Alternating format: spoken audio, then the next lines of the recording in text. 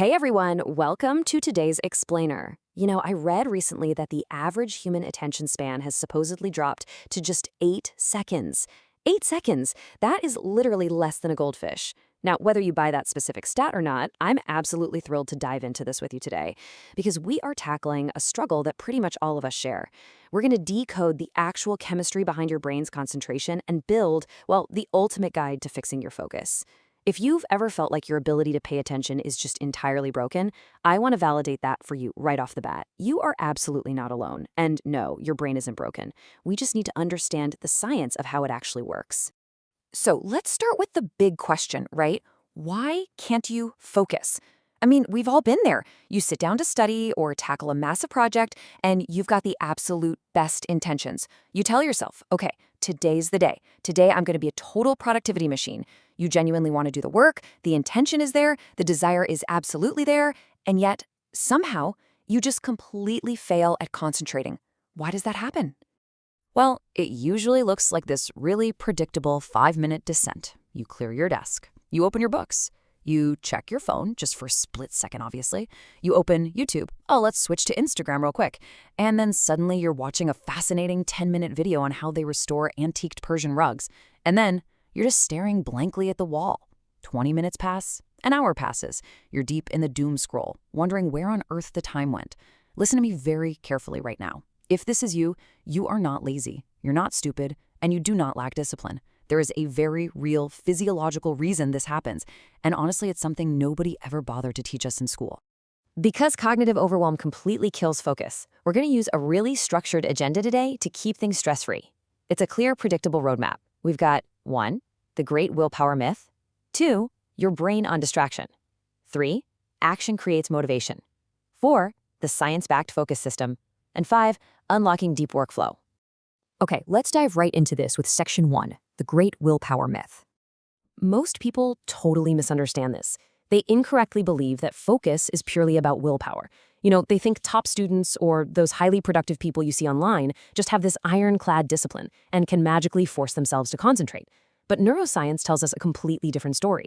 Think about it. If focus were just about willpower, why do highly intelligent, super motivated people who genuinely want to succeed still procrastinate? It's because focus is not a discipline problem. Actually, it's a brain chemistry problem, and mostly it's an environment problem. When your environment is constantly cueing you to be distracted, your habits are just going to follow the path of least resistance. Imagine trying to run a marathon with a backpack completely full of bricks. I mean, would it be fair to blame yourself for running slowly? Of course not. Yet, that is exactly what you do to yourself when you sit down to work. You're carrying all these heavy mental bricks, clutter, stress, and let's be real, the heaviest brick of all, your smartphone. These bricks weigh down your cognitive load so much that pure concentration becomes physically and mentally impossible. So, moving right along, section 2, your brain on distraction. Look, your phone is basically the most powerful distraction machine ever built. Think about your feeds for a second. Funny clip, motivational clip, dance clip, meme, news, gaming, boom, boom, boom, repeat. Every single short-form video lasts what, just a few seconds? Your brain is getting hammered with a relentless, constant stream of instant, high-speed novelty.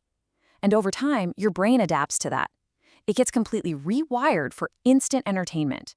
So you sit down with a textbook or a spreadsheet, and suddenly your brain goes, wait, where's the excitement? Where's the dopamine? Compared to social media, studying feels agonizingly slow. The issue isn't that you don't have attention, it's that your attention has literally been trained for high speed. But it's not just the speed of social media, is it? It's the sheer volume of life. When you look at absolutely everything you have to do, the assignments, the exams, deadlines, family expectations, career worries, social pressures, your brain becomes totally, utterly overwhelmed. And when your brain is flooded with all that stress, it enters a defensive mode.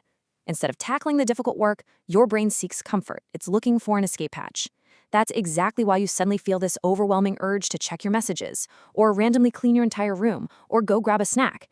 Your brain isn't trying to sabotage you. It's literally just trying to protect you from stress. All right, get ready to flip your perspective upside down. Section 3, action creates motivation. So many people wait until they feel motivated to start working. Honestly, this is a massive mistake. Why? Because motivation is entirely unreliable. Top performers understand the exact opposite principle. Here it is. Action creates motivation, not the other way around. Let me say that again because it's that important.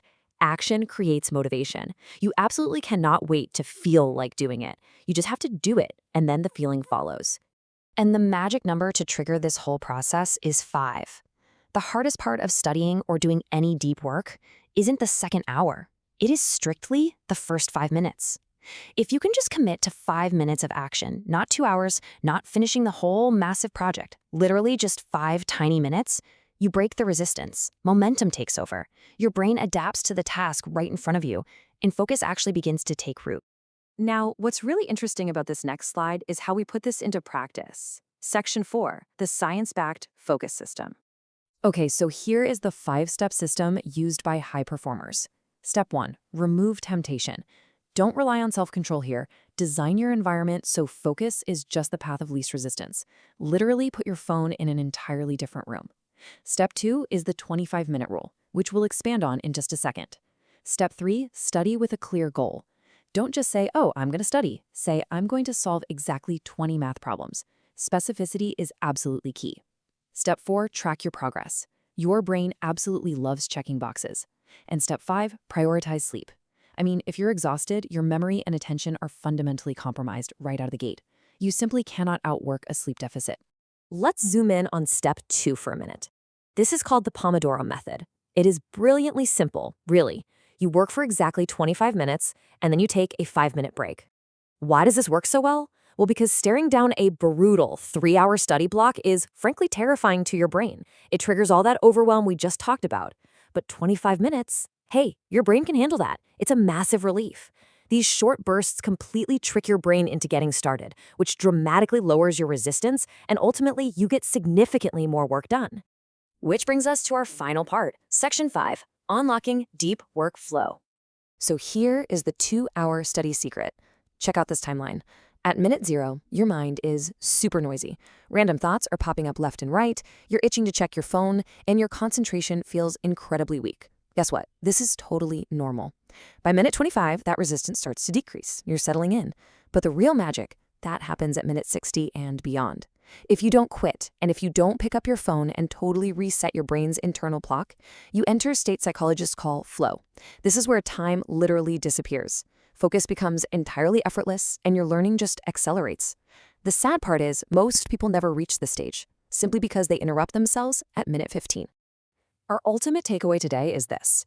Focus is a trained skill. It is not a born talent. Top students and elite professionals, they aren't superheroes endowed with some magical concentration powers. They're simply people who train their focus like a muscle, day by day, rep by rep. The very first day you try this, yeah, it's going to be hard. But every single time you actively choose to focus instead of scroll, you are literally changing the physical structure of your brain. Which leaves us with this final, absolutely critical question. What is your biggest distraction, and what will you do today to train your focus? Listen, you do not have a broken brain. You just have an attention span that was trained in the wrong direction. And you can start training it back right now. Don't wait for tomorrow. Close your other tabs, put your phone in the other room, and just begin.